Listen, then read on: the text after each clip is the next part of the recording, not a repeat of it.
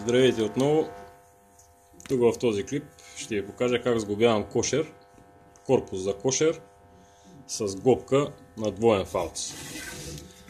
На двоен фалц ще рече, че и единият детайл е фалциран и втория също.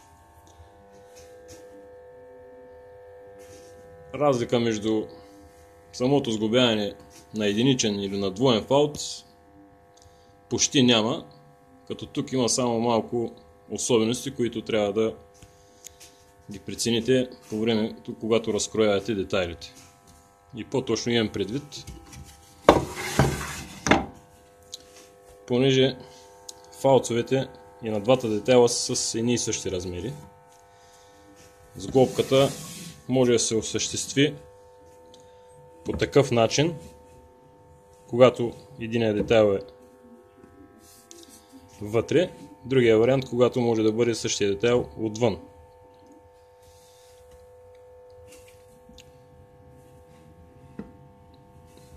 Начинът, по който трябва да стане е както е сега в момента. Страничният детайл трябва да бъде отстрани на предните и задните, а не тук вътре. Защото вижте каква дупка се получава тук, когато се изпълни по този начин. Затова така си преценете разкроя, така ги присметнете, че този детайл да бъде отстрани.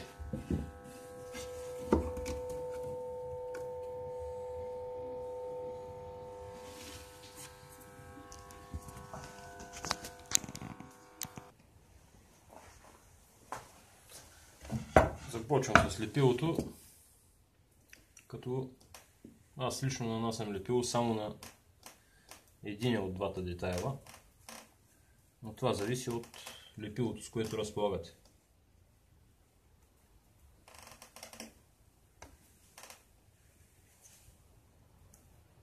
Намазвам мобилно,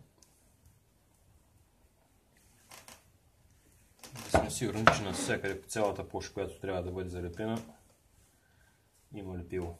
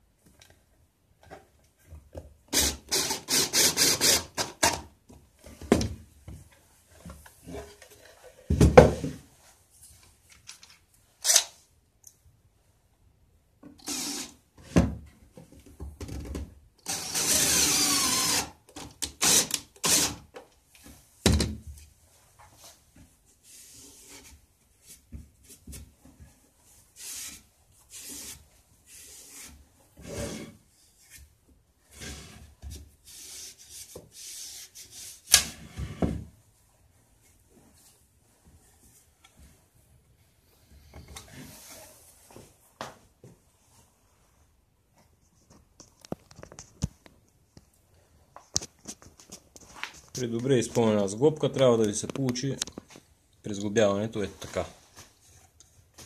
Без ръбчета, които и да ги има може да се оправят, но е излишна работа.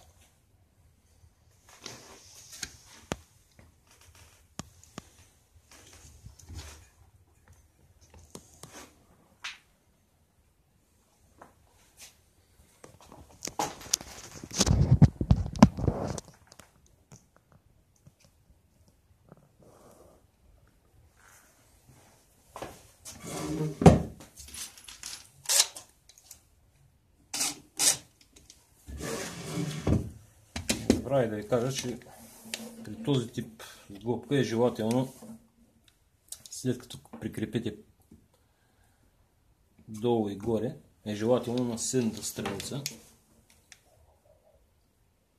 да хванете също две видички.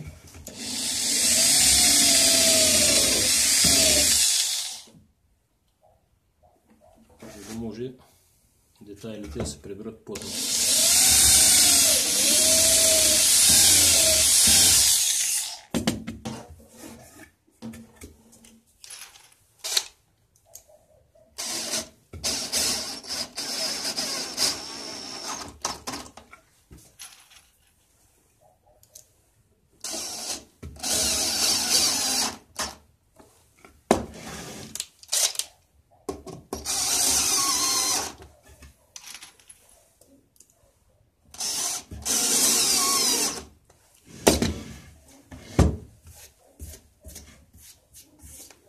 След като хванете винтовете, с парцалче или някаква гъбичка е добре да си оберете лепилото.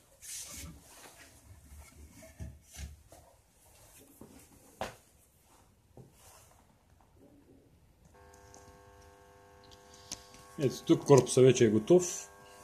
Като забравих да ви кажа, че има още една особеност при сглобяването на двойния фалц. И това е, че ето тази най-горния винт трябва да бъде на разстояние от върха минимум на 26-7 мм. Защото ако е по-нагоре, ще влезне в тук, където е фалца за рамките. И съответно няма да държи въобще. Така че това нещо го имайте на предвид, когато разпробивате страниците.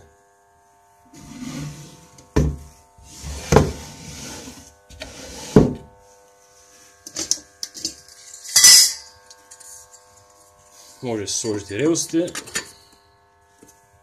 и да боядисате.